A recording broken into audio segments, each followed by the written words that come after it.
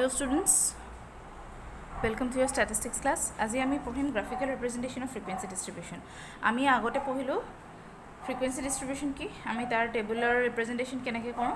টেবুলতকৈ আমাৰ সবতছে সুবিধাজনক হৈছে graphical representation। কিয় আমি এখন গ্ৰাফ দেখা পালে এটা থুলমূল আইডিয়া লগাই ল'ব পাৰোঁ যে কোনটো ভ্যালুত সবতছে ফ্ৰিকুৱেঞ্চিটো বেছি। মানে সাপোজ এতিয়া তোমালোকৰ এটা ক্লাছত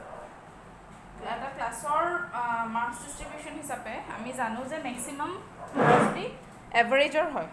খুব 80% বা 90%ৰ পোৱা ল'ৰা ছোৱালী বহুত কম, বা ফেইল কৰা ল'ৰা ছোৱালী বহুত কম, বা বিল' এভাৰেজ বহুত কম। মেক্সিমাম আমাৰ এভাৰেজতে থাকে, মানে তোমাৰ 50 to 70%ত ল'ৰা ছোৱালী বেছি। সেই হিচাপে আমি এখন গ্ৰাফ দেখা পালে য'ত ক্লাছ ইণ্টাৰভেল ছাপ'জ দিয়া আছে ল'ৰা ছোৱালীৰ মাৰ্কছ ছিষ্টেম আৰু টোটেল নাম্বাৰ অফ ষ্টুডেণ্টছ হিচাপে, মাৰ্কছ ছিষ্টেমত আমি দেখা পাম যে গ্ৰাফডাল সদায় 50, 60, 70 ঘৰত বেছিকৈ ওপৰলৈ গৈছে।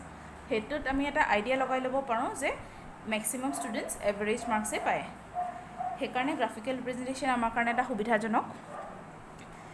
পঢ়োঁ আহা। An important function of statistics is to present complex and unwieldy data in such a manner that they would be easily understandable. মানে বহুত কমপ্লেক্স আৰু বহুত ভাষ্ট ডেটা ছেট কম্প্ৰাইজ ফৰ্মত কৰিব পাৰে, কম্প্ৰাইজ কৰিব পাৰে কাৰণে ষ্টেটিষ্টিক্স এটা আমাৰ advantage. Numerical figures are not always interesting, and with the increase in size their complexity increases. ডাঙৰ নম্বৰ যিমান দেখোঁ আমাৰ সিমানে মানে বহুত কেলকুলেশ্যনছ বুলি ভাবি লওঁ এটা মনত। সেইকাৰণে ইণ্টাৰেষ্ট নহয়, আৰু বহুত ডাঙৰ হ'লে আমাৰ কমপ্লেক্সিটি মানে তোমাৰ ধেৰ মেথমেটিকেল ফৰ্মুলেশ্যনছ দৰকাৰ পৰে।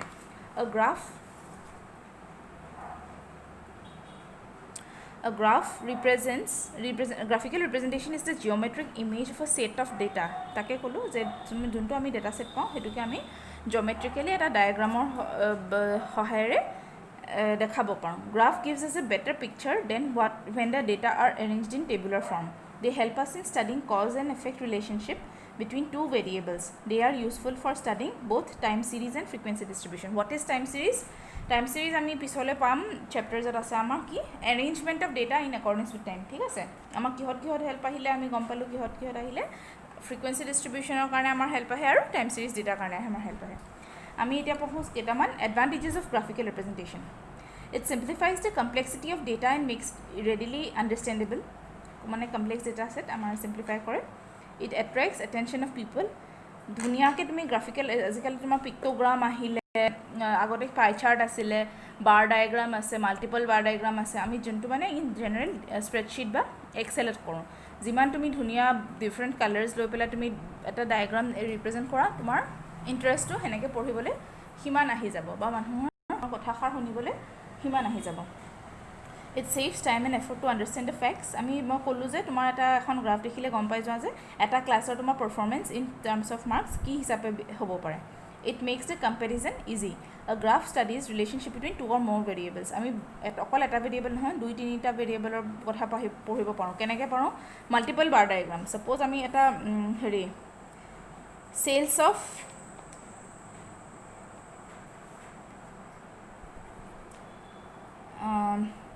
শ্বুজ, আমি 3টা কোম্পানী ল'লোঁ। এটা লৈছোঁ বাটা, এটা লৈছোঁ লিবাৰ্টি, যোনটো আমি ষ্টেণ্ডাৰ্ড আৰু ক্লাছ কৰিবলৈ স্কুলৰ কাৰণে ইউজ কৰোঁ, আৰু এটা লৈছোঁ আমি কেনভাছ।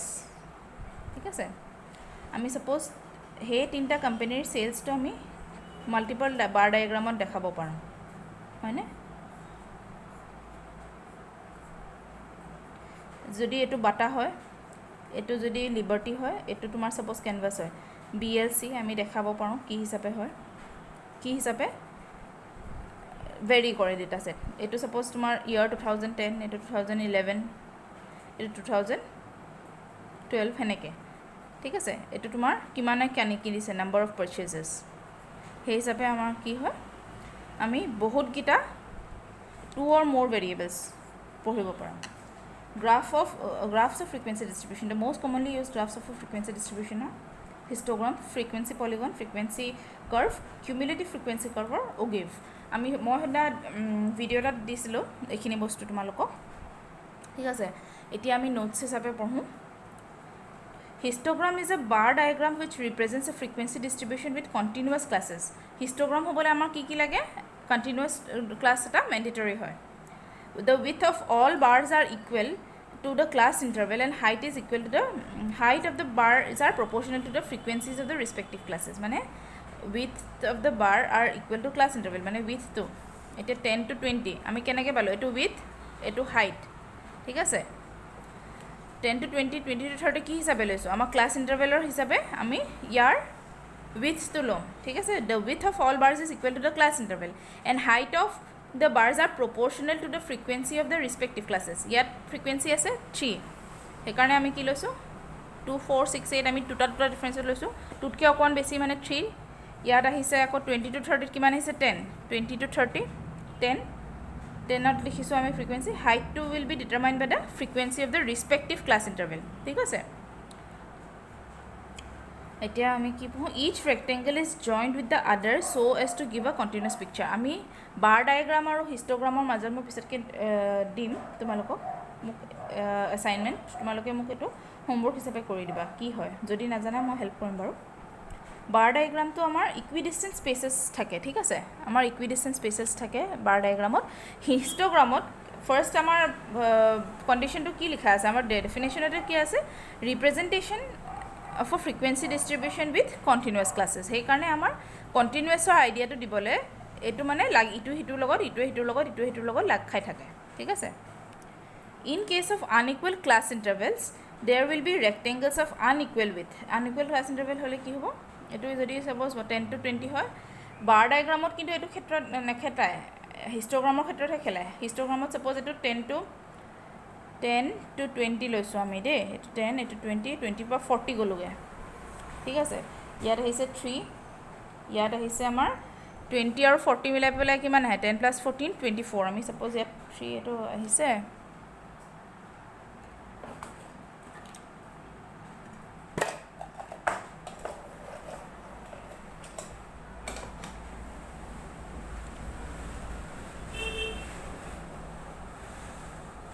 হয়তো তোমালোকে ডায়াগ্ৰামটো দেখা নাছিলা ঠিক আছে আকৌবাৰ মই বুজাই দিছো কি বুজাইছে in case of unequal class interval there will be rectangles of unequal width if it is desired to keep width of all rectangles equal then the height shall be adjusted proportional so that the area of the rectangle will remain same এটো পিছতকে পঢ়িম এটি unequal width ত কেনেকৈ আমি represent কৰিম হেতু চাবা suppose এটা আমি ইয়াত দেখিছো 10 to 23 আহিছে আমি সাপোজ পালো এটো এক্সাম্পলত 20 to 39 20 to ডাইৰেক্ট 40 আছে ঠিক আছে মানে 20 to 40 কিমান হ'ব ফ্ৰিকুৱেন্সি টোটাল 24 আহিব 10 + 14 24 হে হিচাপে আমি ইয়াত যদি কৰিবলৈ যাম 10 20 আমি 40 লিখিলো 39 লিখা আৰু এফালে কন্টিনিউ হৈ আছে এজ নরমাল 50 60 70 ঠিক আছে জাগা নাই মই লিখিবলৈ এতিয়া আমি 10 ত কিমান পাইছিলো ক্লাস ইন্টারভেল 3 হে হিচাপে 3 কে আকিম আমি 3 লৈকে এটা 20 পৰা 40 আমি কিমান পালো 10 + 14 আমি দুটা ক্লাস ইন্টারভেল কম্বাইন কৰি পেলাই সাপোজ এক্সাম্পল হিচাপে লৈছো 24 টো এটা হিউজ নম্বৰ 3 যদি এখিনিৰ পৰা অকন ওপৰত ক'বাত পৰিবগৈ 24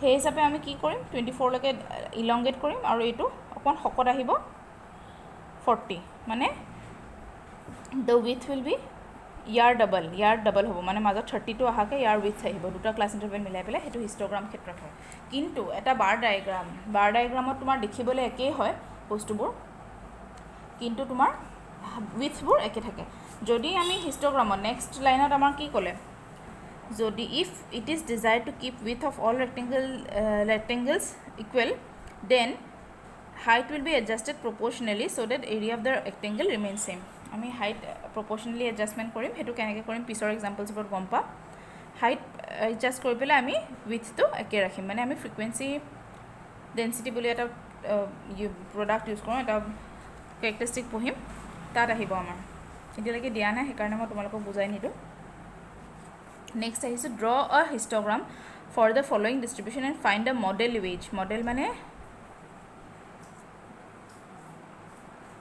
the highest wage kiman to hobo pare medium thik ase eta mode can be located from histogram of frequency distribution the first step is to mode mane highest occurring value ha suppose tumaloke eta shoe size paisa tumalokor eta class 11 or suppose shoe size boys and girls included 5 7 6 9 কিছুমানৰ 10 বা 11 আহিব 5ৰ পৰাই ধৰিছোঁ আমি minimum 5 ঠিক আছে সেনেকৈ কেইটামানৰ পালা কিছুমানৰ পাইছা 11 6 মেক্সিমামৰ 9 বা 8 আহিব 9 9 7 3 5 চৰি ইয়াত তুমি যদি এখন চাইছোঁ আমি কেইটা 1 2 3 4 5 6 7 8 9 10 11 12 13 14 আৰু এটা ছাপ'জ লৈছোঁ 7 ইয়াত আমি কি দেখিছোঁ চবতছে হায়েষ্ট অকৰিং ভেলিউ কি 9 9 9 9 চাৰিবাৰ ৰেকৰ্ড হৈছে মানে তোমাৰ মোড হৈছে 9 মোড ইজ 9 ঠিক আছে এইটো যদি এক্সাম্পল লওঁ আমি শ্বু চাইজ অফ 15 ষ্টুডেণ্টছ তাত আমি এনেকৈ শ্বু চাইজবোৰ লিখা গৈছে আমি তাত পাইছোঁ যে 9 is the highest number of occurrence মানে মেক্সিমাম ল'ৰা ছোৱালীয়ে 9 নম্বৰ জোতা চাইজ পিন্ধে ঠিক আছে সেইটোৱে হৈছে আমাৰ মোডৰ কনচেপ্টটো ক'লোঁ এতিয়া আমি আহোঁ এক্সাম্পললৈ draw a histogram for the following distribution and find the model wage আমাৰ দিয়া আছে class ইণ্টাৰভেলছ 10 to 15 15 to 25 up to 45 কেইটা দিয়া আছে ক্লাছ আমাৰ 1 2 3 4 5 6 7 7টা দিয়া আছে মডেল মানে হায়েষ্ট নাম্বাৰ অফ অকাৰেঞ্চেছ আমি ফ্ৰিকুৱেঞ্চি চালেই গম পাই যাওঁ হায়েষ্ট ক'ত আহিছে মানে 25 to 30 ৱেজ গ্ৰুপত ৰুপিজত তোমাৰ হায়েষ্ট নাম্বাৰ অফ ৱৰ্কাৰ্ছ মানে 150জন মানুহে 25ৰ পৰা 30 টকা পায় মানে হায়েষ্ট নাম্বাৰ অফ ৱৰ্কাৰ্ছে সেইটো দৰমহা পায় বহুত কমেহে 40 বা 45 পায় mode can be located from histogram of frequency distribution the first step is to draw a histogram and take the model class rectangle join the lines from the top of the rectangle of the model group to the top of the adjacent rectangles next project for him vertical lines is then drawn downwards from the point of intersection of these lines where this line meets the horizontal axis indicates the position of the mode from the figure it is evident that mode is approximately 27.9 মানে mode value to যিহেতু 25ৰ পৰা 30ৰ ভিতৰত চবতছে highest value of অকাৰেঞ্চেছ পালোঁ আমি model ক্লাছটো obviously পাই গ'লোঁ হয়নে কি হয় the first step is to draw histogram and take the modal class rectangle আমি মডেল ক্লাছ ৰেক্টেংগল কেনেকৈ গম পালোঁ হায়েষ্ট ফ্ৰিকুৱেঞ্চি যাৰ আছে সিয়ে মডেল ক্লাছ হয় তাৰপিছত কি কৰিবলৈ ক'লে আমাক একদম কৰ্নাৰ পইণ্টৰ পৰা একদম তাৰ এডজাচেণ্ট যোনটো ৰেক্টেংগল আছে বা একদম এফালৰ কৰ্নাৰ পইণ্টৰ পৰা এডজাচেণ্ট ৰেক্টেংগললৈ আমি দুটা ষ্ট্ৰেইট লাইন জইন কৰিলোঁ এই পইণ্ট অফ ইণ্টাৰছেকশ্যনৰ পৰা আমি দীঘল এডাল লাইন ভাৰ্টিকেল ৱাই এক্সিছ আমি ড্ৰ কৰিলোঁ য'ত মিট হৈছে সেইটো আমি গ্ৰাফত চালে গম পাম ইয়াত এইটো ক্ষেত্ৰত তেওঁলোকে কৈছে যে approximately 27.9 is the value মানে 27.29 ৰুপিজ মানুহটোৱে 27.9 মেক্সিমাম মানে মানুহে ৱৰ্কাৰ্ছে সেইটো চেলাৰী পায় ফিউ পইণ্টছ টু ৰিমেম্বাৰ আমি এটা হিষ্টগ্ৰাম ড্ৰ কৰোঁতে কি মনত ৰাখিব লাগিব পইণ্টছ চাওঁ To draw histogram from discrete frequency distribution, consider the given values as the midpoints of the continuous classes, assuming the frequencies are uniformly distributed throughout each class. মানে যদি মানে আমাৰ এইটো continuous classes পাইছোঁ ঠিক আছে আমি 10 to 15 15 to 25 যদি আমি discrete values পালোঁ হয় suppose আমি 10 12 10 15 20 পালোঁ হয় তেতিয়া আমি এহেঁতক মিড ভেলিউজ বুলি কনচিডাৰ কৰি পেলাই ইয়াত 10 লিখিলোঁ 15 লিখিলোঁ এইটো মিড ভেলিউ বুলি কনচিডাৰ কৰাৰ লগে লগে মডেল ক্লাছটো কি বুলি কয় হিষ্টগ্ৰামটো কেনেকৈ আহিব এনেকুৱাকৈ আহিব মানে 10ৰ ভেলিউটো যিটোকে ভেলিউ দিয়া আছে ছাপ'জ 10 15 20 25কৈ গৈছে সেইটো আমি মিড পইণ্ট হিচাপে কনচিডাৰ কৰিম আৰু তাৰ আগৰ পৰা মানে এইখিনি 5ৰ পৰা এইফালে 15 সেইটো মিড পইণ্ট হিচাপে কনচিডাৰ কৰি পেলাই আমি কনষ্ট্ৰাক্ট কৰি গৈ থাকিম ঠিক আছে 5টো এইটো 15টো মাজত ৰাখি পেলাই আমি মানে 50 চৰি দেই এইটো 5 10 15 হয় ন অঁ ঠিকে আছে আমি এইটো মানে 12.5 আহিব ক্লাছ ইণ্টাৰভেলটো তোমালোকে চাই ল'ব পাৰিবা তেতিয়া মানে যেতিয়াই এটা এইখিনিত তোমালোকৰ ডিছক্ৰিট ভেলিউটো আহিব ডিছক্ৰিট ভেলিউত আহি পেলাই এনেকৈ কনষ্ট্ৰাক্ট কৰিবা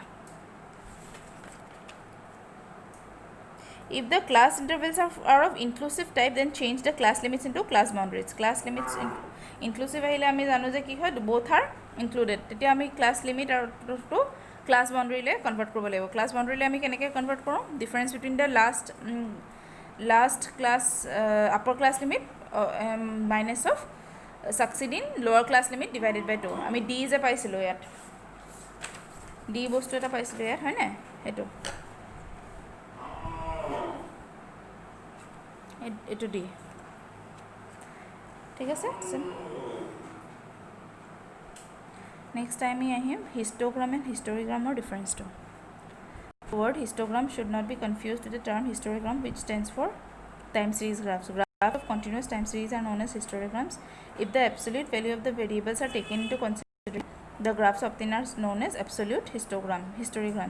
Histograms may be constructed on the natural scale or on ratio scale. মই তোমালোকক দুটা assignment দিম, পঢ়িবা নিজে কৰিবা, অকমান আইডিয়া এটা পাব লাগে, পাছলে তেতিয়া সহায় হ'ব।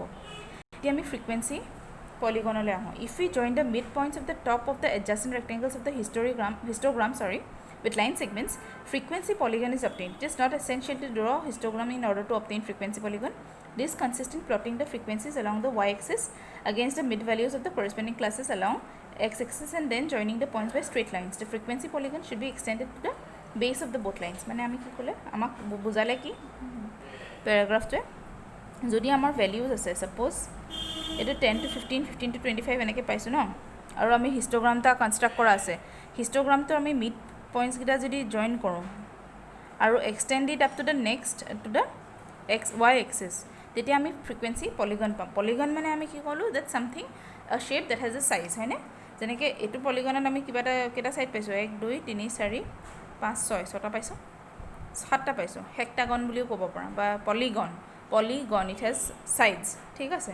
সেইকাৰণে যিহেতু it is a polygon it needs to be extended on the both চাইজেছ, তেতিয়াহে আমি লাষ্টৰ বেছটো ক'ব পাৰিম ন, তেতিয়াহে আমাৰ পলিগন হ'ব। নহ'লে এইটো এনেকৈ যদি গ্ৰাফখন থাকিলে হয়, ছাপ'জ তোমাৰ এইকণ পইণ্টছলৈকে জইণ্ট আছে, তেতিয়াতো এইটো পলিগন নহয়, এইফালে অ'পেন এণ্ডেড হ'লহেঁতেন। সেইকাৰণে পলিগন নহ'বলৈ it needs to be joint to the বেছেছ।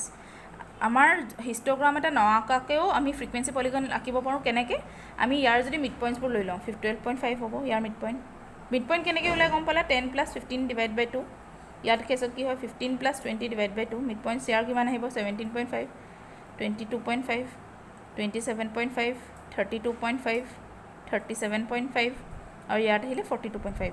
এইকেইটা ভেলিউ যদি আমি এক্স এক্সিছত প্লট কৰোঁ, ছাপ'জ 12.5 17.5 22.5 এনেকৈ প্লট কৰি আপ টু 42.5 যদি আঁকো আৰু ইয়াৰ এগেইনষ্টত ভেলিউজ দিওঁ 12.5ৰ এগেইনষ্টত 50 ল'লোঁ, ঠিক আছে? 17.5ৰ তুলনাত 140 ল'লোঁ। এনেকৈ আমি এনেকৈ কনষ্ট্ৰাক্ট কৰিব পাৰোঁ। But it needs to be joint to the bases. আৰু এটা কথা তোমালোকক কৈ দিওঁ, তোমালোকে যেতিয়া এক্স এক্সিছটো আৰম্ভ কৰা, ইয়াত মই 12.5 চিধাই লিখি দিছোঁ, কিন্তু এইটো লিখি নিদিবা। তোমালোকে যদি ইয়াত 0 হয়, 0ৰ পৰা 12.5 যদি ইমানকণ গেপ হয় আৰু 12.5ৰ পৰা 17.5 ইমানটো গেপ হয়, মানে এইটো গেপ ইকুৱেলছ টু এইটো গেপ হ'বই নোৱাৰে, কেতিয়াও হ'ব নোৱাৰে। ইট উইল বি ৰং। তোমাৰ গ্ৰাফখন লগালগ কাটি দিব। তোমালোকে সদায় যদি 0ৰ পৰা আৰম্ভ কৰা, আইদাৰ তোমালোকে কি কৰিবা গেপ ছিষ্টেমটো সমান দিবা 5 10 15 কৰি পেলাই প্লট কৰিবা। এইবোৰ তোমালোকক ক্লাছ 10ত অলৰেডি শিকাই গৈছে তথাপিও। নহ'লে এটা কিংক বুলি কয়, এটা ৱৰ্ড হৈছে কিংক KINK। তোমালোকে এনেকৈ দি পেলাই আৰম্ভ কৰিবা গ্ৰাফখন। মানে তোমাৰ এই ভেলিউটোৰ যিটোকে প্লট কৰা তাৰ আগত তোমাৰ কিবা এটা আৰু কেইটামান পইণ্টছ আছে। মানে ছাপ'জ ইয়াত 12.5 লিখিলা, ইয়াৰ আগত তোমাৰ কিবা পইণ্টছ আছে, ঠিক আছে? Similar goes to the y axis. তোমালোকে খালি y এক্সিছত কিংক নিদিয়ে। তোমালোকে y এক্সিছত যিহেতু ফ্ৰিকুৱেন্সি লিখিবা, তোমালোকে 0ৰ পৰা আৰম্ভ কৰিলে ইয়াত তোমালোকে 5 10কে ইকুইডিষ্টেঞ্চে মেইনটেইন কৰিবা। গ্ৰাফ আঁকোতে সদায় ইকুইডিষ্টেঞ্চ ৰাখিবা। এইটো পচিবিলিটি ইউজ নকৰিবা, তোমালোকক এতিয়া মই শিকাব নালাগে নিয়মতে। তোমালোকে যিমানটো ডিষ্টেঞ্চ আছে 0 5 10 15 সেই হিচাপে তোমালোকে ইউজ কৰিবা। নেক্সট আহিছোঁ আমি ফ্ৰিকুৱেন্সি কাৰ্ভ।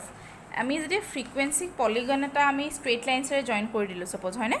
যদি সেইটোৱে আমি এখন স্মুথ ফ্ৰী হেণ্ড কাৰ্ভেৰে জইন কৰোঁ, তেতিয়া সেইটো হৈছে আমাৰ frequency curve. If a group distribution, the class intervals become very small so that the number of observations increases, the histogram or the frequency polygon shall tend to a smooth curve known as frequency curve. Instead of joining the points of the frequency polygon by lines, if we join them by a smooth freehand curve, frequency curve is obtained. Frequency curve কেতিয়া হয়? যেতিয়া number of অবজাৰভেশ্যনছ বহুত বেছি বাঢ়ি যায়। Suppose মানে তোমাৰ তেতিয়া অকণমান স্মুথেন হৈ যায়। কাৰ্ভডাল তোমাৰ কেতিয়া স্মুথ হয়? ইনে ৰাফ হয় কেতিয়া? যেতিয়া তোমাৰ ভেলিউ বহুত বেছি ভেৰি কৰে, ইটোৰ পৰা সিটোলৈ যেতিয়া ভেৰি কৰে, তেতিয়া তোমাৰ এটা কাৰ্ভটো বহুত স্মুথ, মানে এটা হেৰি পলিগন বহুত ৰাফ লাগিব। কিন্তু এটা ভাল পিকচাৰ দিবলৈ হ'লে ফ্ৰিকুৱেন্সি কাৰ্ভ এটা কেতিয়া আহে? যেতিয়া নাম্বাৰ অফ অবজাৰভেশ্যনছ তোমাৰ বহুতখিনি ভেলিউজ আছে, তেতিয়া আমাৰ স্মুথেন হৈ যায়। বহুত নাম্বাৰ অফ অবজাৰভেশ্যন হ'লে ভেলিউজবোৰ ইটোৱে সিটোৰ লগত খাপ খাই যায়। Draw frequency curve from the following data আমাৰ এটা ক্লাছ ইণ্টাৰভেল দিয়া গৈছে ফ্ৰিকুৱেঞ্চিজ দিয়া গৈছে আমি সেই হিচাপে এখন ফ্ৰিকুৱেঞ্চি কাৰ্ভ আঁকিছোঁ এতিয়া অগিভ কাৰ্ভ অগিভৰ মই কথাটো কৈছিলোঁ যে তোমালোকৰ পাৰ্টিশ্যন ভেলিউজ অলপমান দৰকাৰ হয় পঢ়িবলৈ and ogive is a graph of cumulative frequencies of frequency distribution of continuous series in drawing a ogive the class boundaries are plotted on the x-axis and the cumulative frequencies on the y-axis as আগৰলৈকে আমি কি কৰি আছিলোঁ class ইণ্টাৰভেলছবোৰ লৈ আছিলোঁ x-axisত আৰু frequency লৈ আছিলোঁ y-axisত অগিভৰ ক্ষেত্ৰত কি হ'ব ফ্ৰিকুৱেঞ্চিৰ সলনি আমি কিউমুলেটিভ ফ্ৰিকুৱেঞ্চিজ ল'ম ogive are of two types less than ogive and more than ogive less than ogive here less than cumulative frequencies are plotted against upper class boundaries of the respective class interval more than ogive here greater than cumulative frequencies are plotted against the lower class boundaries মানে higher upper class boundaries are against less কৰোঁ মনত ৰাখিবা less হ'লে আমাৰ upper class boundary হয় more হ'লে আমি lower class boundary হয় less than ogive gives an increasing curve and more than ogive gives an decreasing curve মানে increasing curve এনেকুৱা হ'ব decreasing curve এনেকুৱা হ'ব ঠিক আছে the foot of the perpendicular from the intersection of these two ogives gives the value of the median what is median median is the middlemost value মানে দুটা কাৰ্ভৰ ইণ্টাৰছেকশ্যনে আমাৰ মিডিয়ান পায় মই সেইদিনা ভিডিঅ'ত বুজাইছিলোঁ তোমালোকক থুলমূলকৈ uses of ogives are useful for locating partition values example median quartiles deciles percentiles etc they are also used to determine the number of proportion of items above or below a particular value with the help of ogive we can compare more than one distributions location of partition values from ogives various partition values can be located graphically with the help of ogive first of all we draw an ogive by plotting the given graph on a graph paper for finding positional values we mark the position of frequencies on y-axis and draw a line from this mark till it intersects with the ogive from this point of intersection we draw a vertical line meeting the x-axis the points where the line touches the x-axis is required positional value আমাৰ এখন এটা example দিছে আমি ইয়াত কি fine কৰিব লাগিব from your ogive find median first quartiles first decile 6th percentile classes দিয়া গৈছে আমাৰ এটো কি হয় এক্সক্লুসিভ নে ইনক্লুসিভ এটো আমাৰ এক্সক্লুসিভ ক্লাছ ইন্টাৰভেল হয় নে মানে লাষ্ট ভ্যালুটো আমাৰ ইয়াতহে এড হ'ব ফ্ৰিকুৱেঞ্চিজ সেই হিচাপে ললোঁ কিউমুলেটিভ লেছ দেন ফ্ৰিকুৱেঞ্চি মোৰ দেন ফ্ৰিকুৱেঞ্চি মই তোমালোকক এক্সক্লুসিভলি এটা অগিভৰ ভিডিঅ' কৰাইছোঁ তাত চাই ল'বা লেছ দেন আৰু মোৰ দেন ফ্ৰিকুৱেঞ্চিজ কেনেকৈ ওলায় সেই হিচাপে আমি প্লট কৰিছোঁ পাৰ্টিশ্যন ভেলিউজ আমি নেক্সট চেপ্টাৰত ডিচাইড কৰিম সেই হিচাপে আমাৰ কি বুলি কয় ফাৰ্ষ্ট ডেচাইলটো আমাৰ ফাৰ্ষ্ট ডেচাইলটো n/10 n মানে টোটেল নাম্বাৰ অফ ফ্ৰিকুৱেঞ্চিজ ইয়াত আমাৰ n আহিছে কিমান